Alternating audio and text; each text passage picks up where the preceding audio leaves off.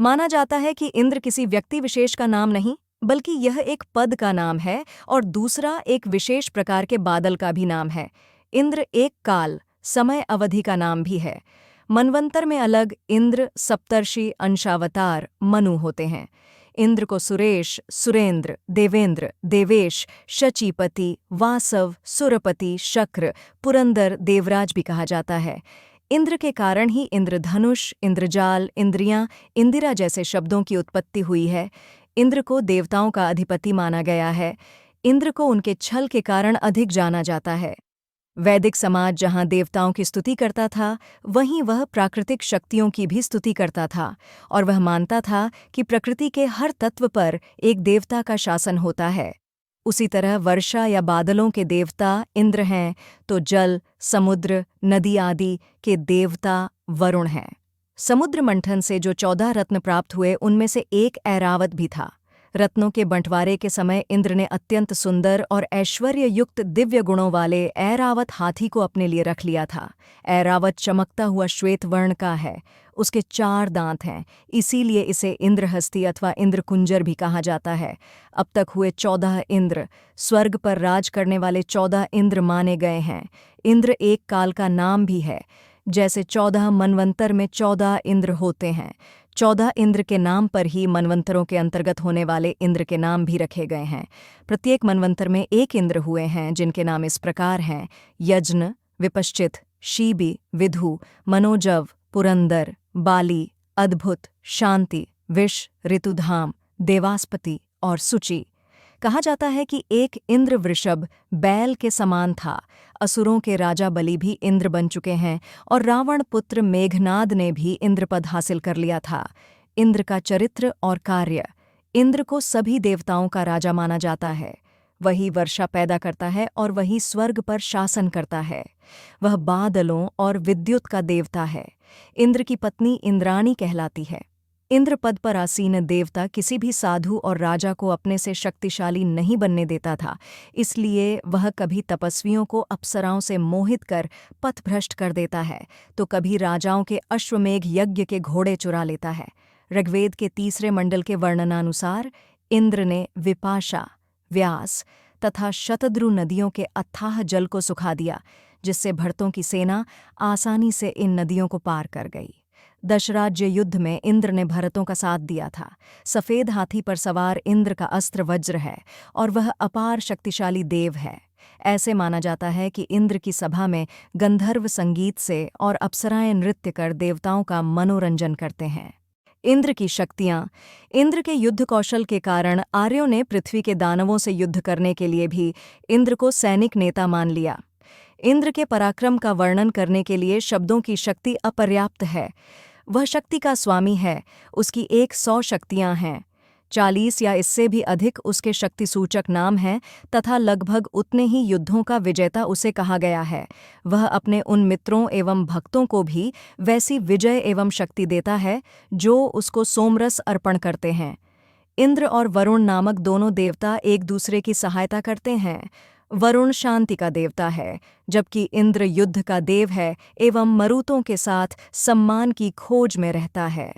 हिंदू धर्म में इंद्र की पूजा नहीं होती। भगवान कृष्ण के पहले इंद्रोत्सव नामक उत्तर भारत में एक बहुत बड़ा त्योहार होता था। भगवान कृष्ण ने इंद्र की पूजा बंद करवाकर गोपोत्सव, रंग पंचमी और होली का आयोजन करना शुरू किया। श्री कृष्ण का मानना था कि ऐसे किसी व्यक्ति की पूजा नहीं करना चाहिए जो न ईश्वर हो और न ईश्वर तुल्य हो। गाय की पूजा इसलिए क्योंकि इसी के माध्यम से हमारा जीवन चलता है। होली उत्सव इसलिए क्योंकि यह सत्य की असत्य पर जीत का प्रतीक है। रंग पंचमी जीवन को उत्सव और खुशियों से भरने का त्योहार है। श्री कृष्ण ने का मानना था कि हमारे आसपास जो भी चीज़ें हैं उनसे हम बहुत ही प्रेम करते हैं, जैसे गायें, पेड़, गोवर्धन पर्वत। तब गोवर्धन पर्वत साल भर हरा घास, फल मूल एवं शीतल जल को प्रवाहित करता था। श्री कृष्ण के शब्दों में ये सब हमारी जिंदगी है। यही लोग, यही पेड़, यही जानवर, यही पर्वत तो हैं जो हमेशा हमारे साथ हैं और हमारा पालन पोषण करते हैं। इन्हीं की वजह से हमारी जिंदगी है। ऐसे में हम किसी ऐसे देवता की पूजा क्यों करें जो हमें भय दिखाता है? मुझे किसी देवता का डर नहीं है।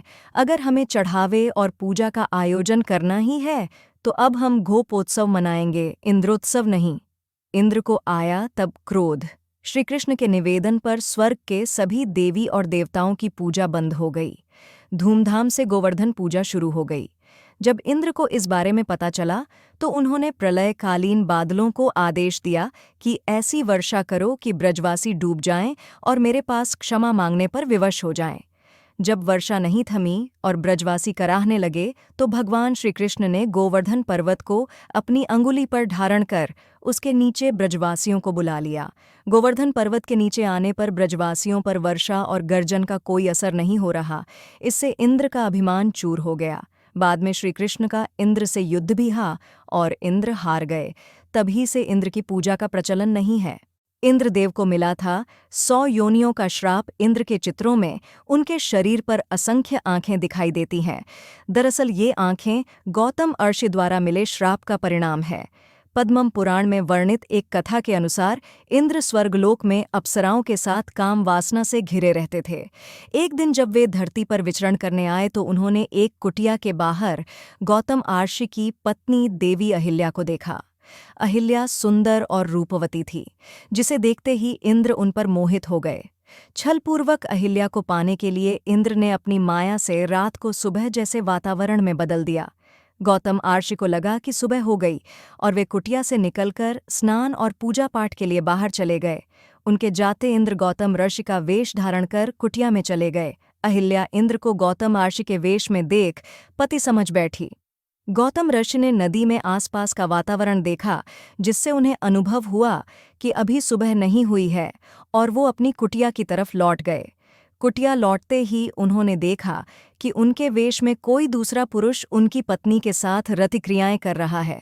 गौतम अर्षि ने क्रोध में आकर पत्नी अहिल्या को जीवन भर पत्थर की शील बनने का श्राप दे दिया।